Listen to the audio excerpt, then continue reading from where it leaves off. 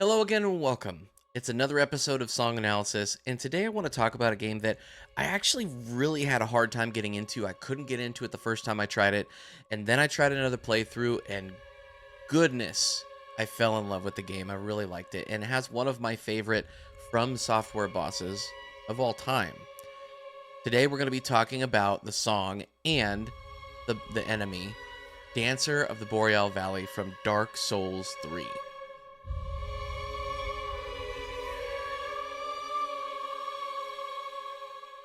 Now, with each song analysis, I have three categories. I do context, then I do musical style, and then I do why it's great, why I think it's great. So let's get right to it. Let's talk about Dancer of the Boreal Valley with the context first. From Software games typically tell stories through environments, the bosses, and there's a lot of lore going on behind the scenes, right? So I kind of want to give you some of the lore, some of the stuff behind the dancer. The player comes across the dancer when they're trying to get into Lothric Castle. So think of the dancer as almost like a final guard before getting into this place. And the lore, to not go super deep into it, the lore is that this is a female descendant of Guinevere. Now, long story made short, the dancer, along with others that were like her, were brainwashed into doing the bidding of an evil tyrant that came in and just kind of took over their land. So when the player walks in and triggers the fight, the dancer falls from the roof out of like a cocoon thing, and it looks like it's melting or it's acidic in some way, shape, or form. And as soon as the dancer falls out, it's not just a big clunk onto the ground. You can immediately see that the dancer's got an elegance to her that is different than many of the other bosses in the game and many of the other enemies in the game. And the other cool thing too is that when the dancer stands up with the one sword showing and hunched over, there's like an ethereal cloth or something that's hanging from the dancer, and it kind of flows and it gives this really cool look. And again, the player realizes this is not the typical boss, the typical enemy that we've seen so far in Dark Souls 3. Now that we have the context, now that we know a little bit more about the dancer, let's get to the musical style. As soon as the song starts, as soon as the battle starts, vocals kick in. And I mean, there is a very heavy emphasis on the vocals in this song. Starts out with what sounds like an all female chorus, and it just swells and moves. Now, there are strings right at the beginning of the song, but they're not very prevalent. They're almost in the background. They work with the vocals. The vocals are very driving as soon as you meet the dancer.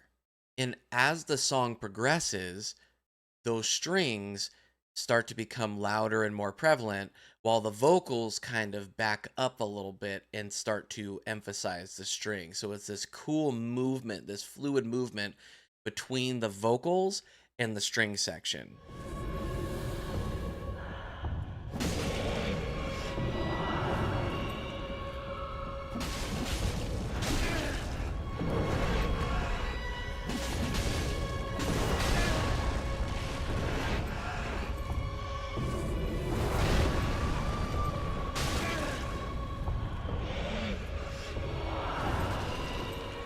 Now, something else that I noticed too, I don't really hear a whole lot of low end strings. So think of like bass and cello. Like they're there.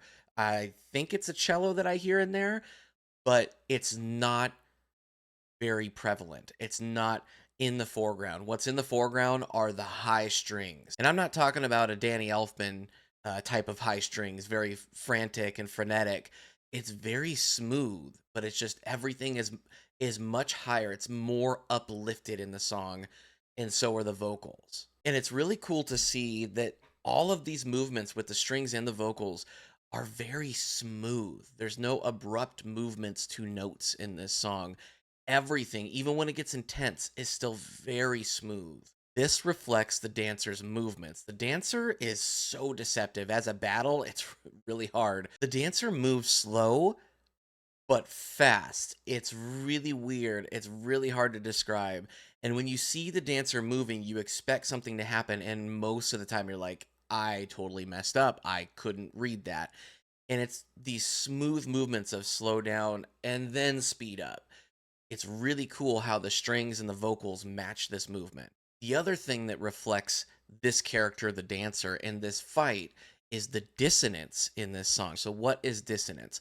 Dissonance is when there are notes that technically fit into the key that you're playing in, but they don't sound good necessarily with the others. They don't sound bad, outright bad, like somebody's playing an instrument wrong. It's just that these notes or these chords are fighting each other. They're not wanting to blend and work together. They're working against each other. And this kind of gives that underlying darkness. So here's this being that is very horrifying to look at. Here's this being that moves elegantly, seems to look elegant, as opposed to all of the other enemies in Dark Souls 3. And this battle, the movement and the flow of it is so much different than so many of the other battles in this game. And when that dissonance kicks in, then the player knows, ooh, something bad's about to happen or something's not right. And that leads me to why I think this song is so great.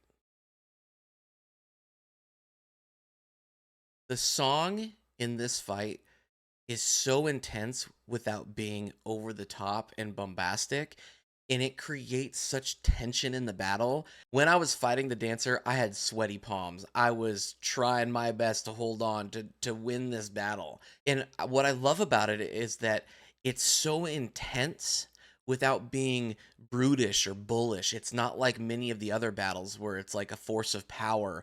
This being is very fluid and will kill you very quickly, and you wouldn't even realize what happened.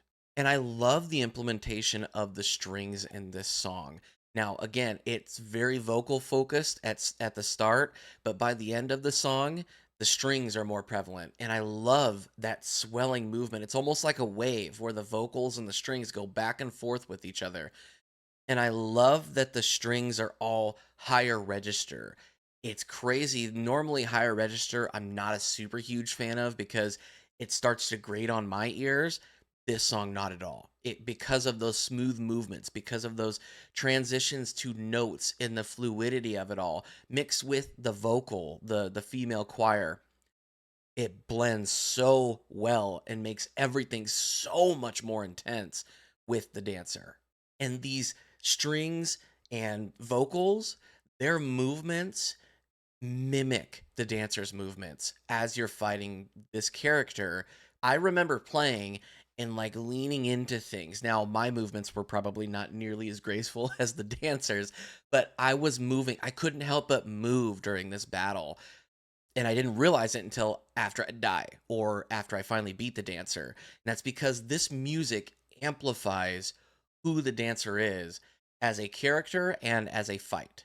And then that dissonance is so cool to me because here's this elegant, and I keep saying elegant, and keep in mind the dancer does not look elegant. Okay, the movements are elegant, but I love how the dissonance is implying there's something else here throughout the entire song. And when you first meet the dancer has one sword, and it's a sword of fire.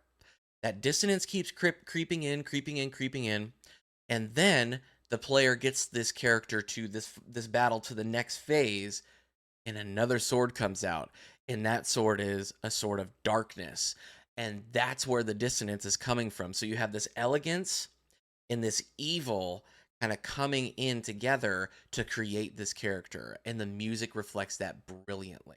And as a final note, why I love this, most From Software boss battles, the big bosses, they have multiple phases, and those phases are very pronounced. You know when they happen. There's usually a cutscene. There's no cutscene in this one.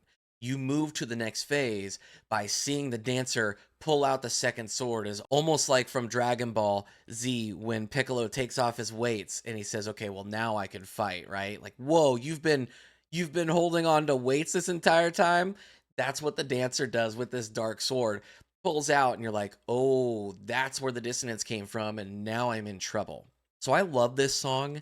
It won't be for everyone, but I really, really love the movements and the way it reflects the dancer's fight and movements as well.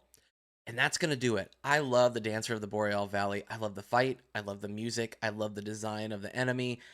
I'm one of those people that really likes this whole thing. There are many others that would probably disagree with me, but that's okay.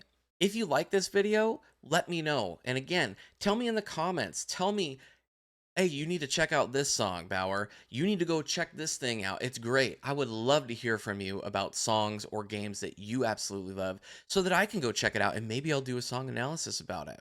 Anyway, that's going to do it. Until next time, bye.